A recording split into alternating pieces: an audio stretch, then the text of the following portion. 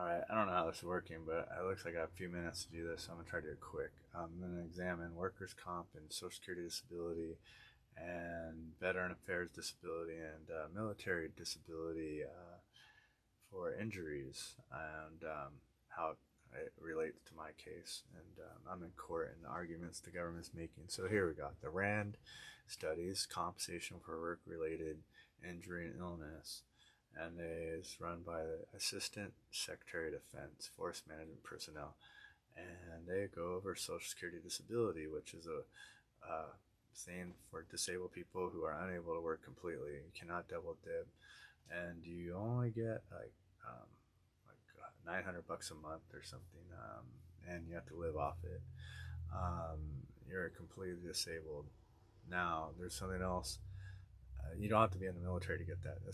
Everyone in America can get it if you're disabled, permanently disabled, and that's total Social Security disability, SSDI. And the second one is military disability compensation, offset civilian earnings losses for service-connected disability. So you're injured in the military, and can your disability from that offset civilian earning losses? Is it good enough to offset civilian earnings? No.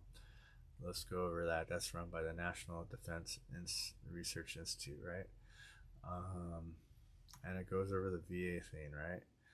The VA right there is, it's interesting, but you can go back and read these things. I'm just gonna go up slowly, but basically, the VA and the DOD work together, but they run separate disability systems, from 0%, zero money for a disability, which is insane, but you can get a 0% rating, 10% rating, 20, 30, 40% for like an ear problem, 50%, 60, then 70, then it's 90, then it's 100. They have 10% ratings up into 100%.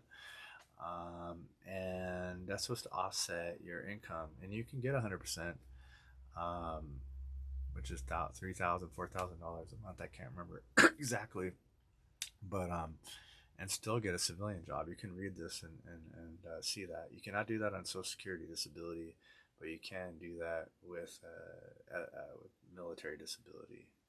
Now, this is just simply giving you enough money to live, so offsetting your whatever you need to live from civilian life, and letting you live and transition. It even says this in here. It talks about transitioning between military life and civilian life, and you're protected.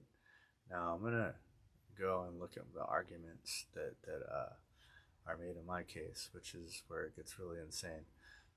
Um, they look at my income. I was in the reserves, right? I was assigned to this ship, a ship, Navy ship. It was an undermanned ship, and I was in the reserves, and they assigned me to take the place of active duty people, and without enough training, and paid me so little to cause injury. You had to contemplate that I was getting injured 94 to 2002. Here's my income, and then I just completely stopped working 2004. I tried to transfer in the Army 98, and I got medically disqualified right here, right?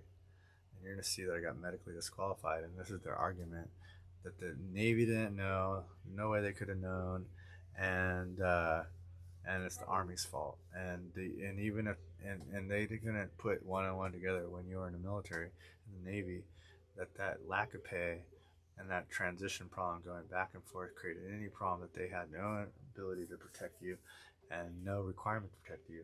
And now, even if they look at the records now, they're like, oh, we had no responsibility, and it's the Army's fault, and there's no way in hell that Navy could help you. So I gotta counter that. I gotta make these videos. I'm like, dude, don't call me crazy, man. This is insane. Okay. I'm just gonna make these videos. Peace.